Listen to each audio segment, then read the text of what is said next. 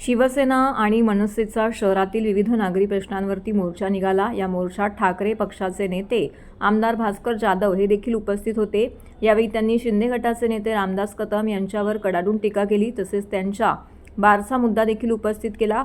भास्कर जाधव यांनी उपमुख्यमंत्री एकनाथ शिंदे यांच्यावरती टीका केली आहे। ठाणे शहरातील वाहतूक कोंडी, रस्त्यावरील खड्डे, पाणी प्रश्न तसेच ठाणे महानगरपालिकेच्या कारभारात भ्रष्टाचार सुरू असल्याचा आरोप करत सोमवारी सायंकाळी ठाण्यामध्ये शिवसेना, ठाकरे गट, मनसे यांनी मोर्चा काढला होता। यामध्ये काँग्रेसने देखील सहभाग नोंदवला। ठाण्यातील गडकरी रंगायतन ते ठाणे महानगरपालिका मुख्यालय असा हा मोर्चा निघाला।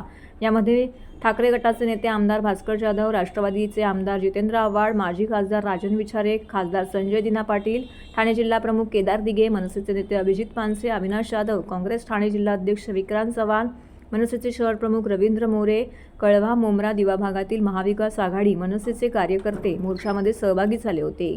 मोर्चानंतर झालेल्या जाहीर सभेमध्ये भास्कर जाधव यांनी सत्ताधारी शिंदे या पक्षावरती जोरदार टीका केलेली आहे।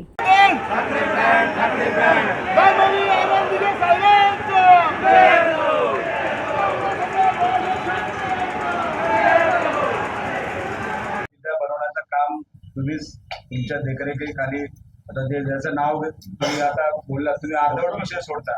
आम्ही सुरू केला। हा नाही नाही, ऐका, तो ज्या त्या माणसाची तक्रार आहे ना साहेब, आमची तोच विषय आहे साहेब। मोर्चेचं काय करणार तुम्ही मोर्चेचं काय करणार साहेब? आणि ह्या वेळेला तुम्हाला सांगतोय साहेब, आता कॅमेरा ऑन बोलतोय मी, ह्या वेळेला कुठल्याही अधिकारी एक जरी नाव त्यांनी बोगस टाकलं तर त्याला आम्ही सोडणार नाही। तुम्हाला आज पण सर्वांच्या मीडियाच्या समोर सांगतो साहेब। त्याचा विचाराचा घात झाला अशा पद्धतीने? नाही, घात नाही, बघा, घात तो विषय तो नाहीये। एक लोकसभेला 1,61,000 त्यावेळेला बोगस नावं झाली, विधानसभेला पण तेच केलं। ऑलरेडी ती नावं आहेत तिथे, आणि आता परत त्याच यादीवरती काम करून ही सर्व मंडळी करणार आहे साहेब। आणि महानगरपालिकेला ह्या सर्व गोष्टी चालतात साहेब, म्हणून तिथे चांगला अधिकारी त्या ठिकाणी पाहिजे, त्याची तुम्ही बदली करून टाका साहेब। आणि शब्द द्या। हा, शब्द द्या, तरच आम्ही इथून उठतो। 3 वर्षाला 2 वर्षाला तुमची बदली होणार नाही। या ठिकाणी हे शहर त्यावेळेला टी चंद्रशेखर म्हणून कमिशनर होते, हिंदू हृदय सम्राट शिवसेना प्रमुख मान्य बाळासाहेब ठाकरेंसारखा त्यांच्या पाठीवर खंबीर नेता होता, हे मान्य करतो। त्यांची सत्ता असताना, त्यांचे नेते असताना त्याने ऐकले नाही, पण IAS लॉबी किंवा IPS अधिकारी, IFS अधिकारी म्हणून या सरकारचं किंवा देशाचं या प्रशासनाची स्टील बॉडी म्हणून समजली जाते।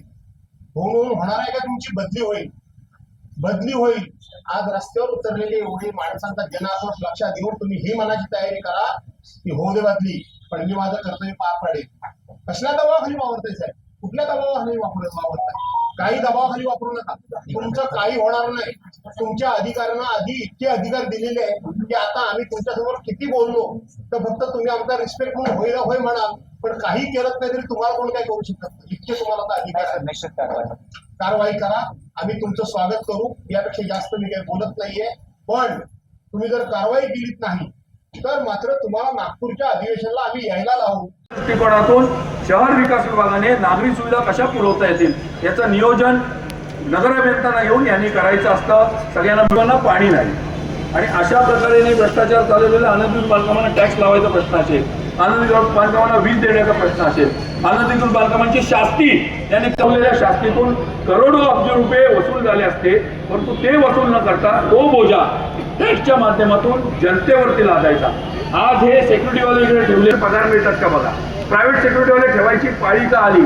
आकृतीबंध मंजूर असताना सुद्धा पदांची भरती यांनी केलेली नाही। भास्कर जाधव साहेब, तुम्ही आलायत म्हणून मला ना एक मुद्दा ना असा इथे आलाय। तुमच्याच कोकणातला एक मंत्री म्हणतो की बाळासाहेबांचं मृतदेह 2 दिवस ठेवला होता। या महाराष्ट्रात शिवसेना प्रमुख बाळासाहेबांच्या ही आहे सर्वसामान्यांची प्रतिक्रिया। ठाणेकरांनो, सर्वसामान्य ठाणेकर धर्मवीर दिघे साहेबांचा अमर रहे, अमर रहे। आजच्या